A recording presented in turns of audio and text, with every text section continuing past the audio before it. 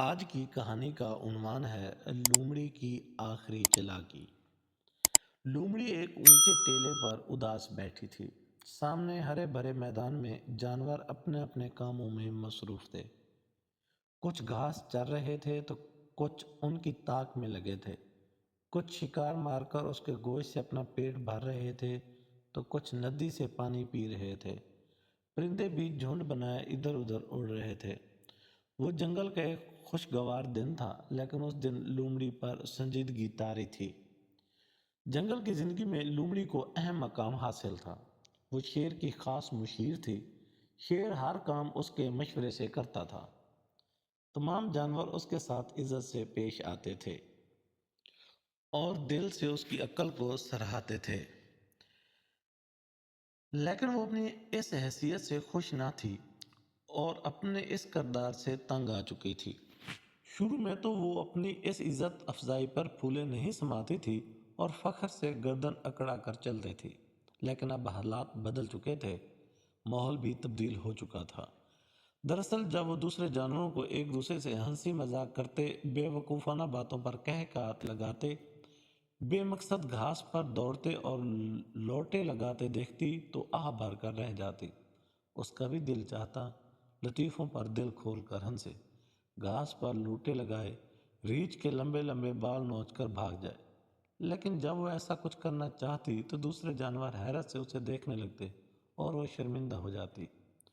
کچھ واقعات اس نے جانوروں کی نظروں میں ایسا بنا دیا تھا کہ وہ اس سے ایسی چھوٹی باتوں کی توقع نہیں کرتے تھے، حالانکہ وہ خود کو دوسرے جانوروں کی طرح ہی سمجھتی تھی، یہاں تک کہ اپنی عقل و چالاکی کو بھی اہمیت نہ دیتی، جو جنگل کے ساتھ ساتھ انسانی آبادیوں تک اتنی مشہور ہو چکی تھی کہ ہوشیار آدمی کو لومڑی کی طرح چلاک کا خطاب دیا جانے لگا۔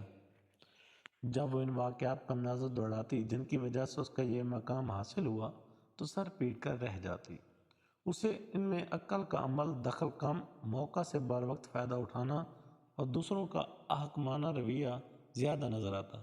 مثلا وہ واقعہ جس میں اس نے شیر اور بھیڑیے کے ساتھ مل کر 3 شکار کیے، اور جب شیر نے پوچھا کہ تقسیم کس طرح کی جائے، بھیڑیے نے پہلے جواب دے کر اپنی جان گنوائی تھی، تو لومڑی نے فوراً سبق سیکھا اور تینوں شکار شیر کے ہیں کہہ کر عقل مندی کی سند حاصل کی تھی۔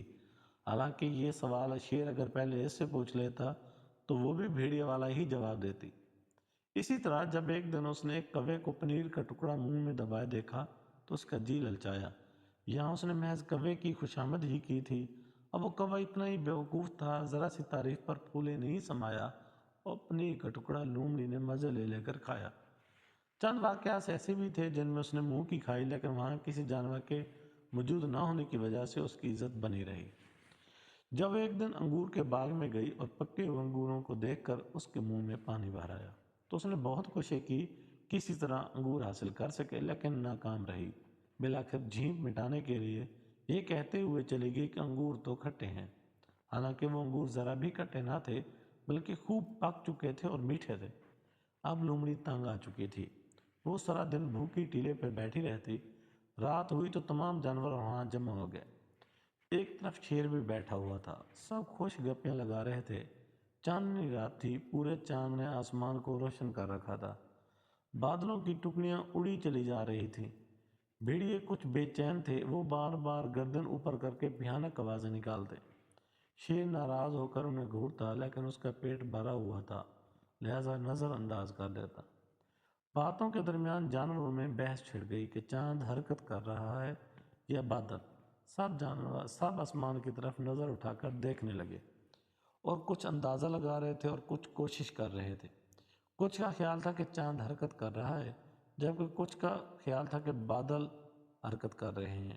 ان کی بحث بڑھتے بڑھتے جھگڑوں میں تبدیل ہو گئی تو شیر کو غصہ آ گیا۔ وہ زور سے دھاڑا اور سب کو سانپ سونگ گیا۔ تم لوگ کون ہوتے ہو فیصلہ دینے والے؟ یہ تو دانا کا کام ہے۔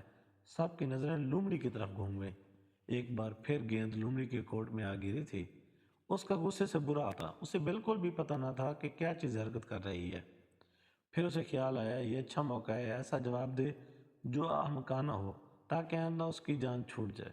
وہ بولی، بھائیوں اور بہنوں، اگر چاند رکا ہوا ہے تو بادل چل رہے ہیں، اور اگر بادل رکے ہوئے ہیں تو چاند چل رہا ہے۔ کسی کی سمجھ میں بھی جواب نہ آیا، لیکن یہ الفاظ ایک ایسے جانور کے منہ سے نکلے تھے جس سے وہ احمقانہ جواب کی توقع نہیں رکھتے تھے۔ چنانچہ سب نے واہ واہ شروع کر دی، اور اس میں شیر بھی شامل تھا۔ لومڑی خاموشی سے اٹھی اور نامعلوم مکان کی طرف روانہ ہو گئی۔ تو دوستو، اگلی کہانی تک مجھے دیں اجازت۔ اللہ نگہبان۔